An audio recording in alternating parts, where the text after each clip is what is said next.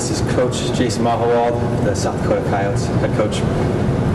Coach, can you just kind of give me some thoughts on maybe some key races from this past weekend that really helped seal the win?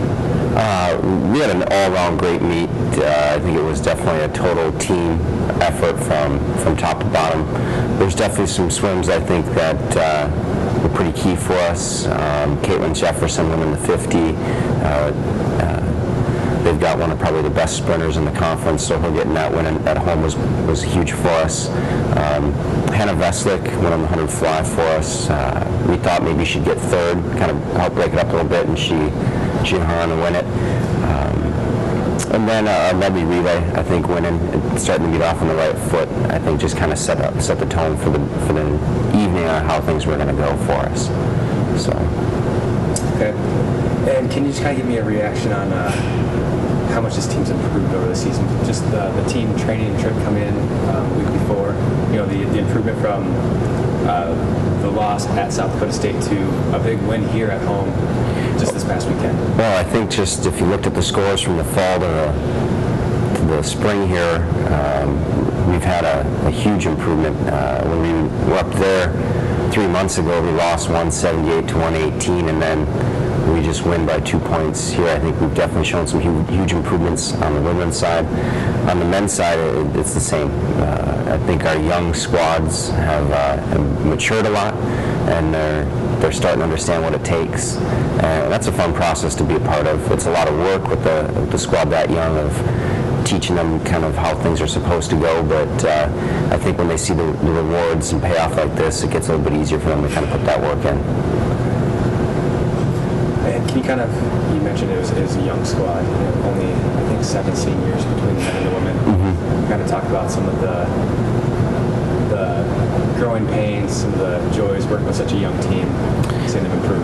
Well, the growing pains is the hard part and the fun part at the same time. You have to go through it, but you get to see them come out on the other end, and they've matured, they've grown up a little bit. They start taking more responsibility.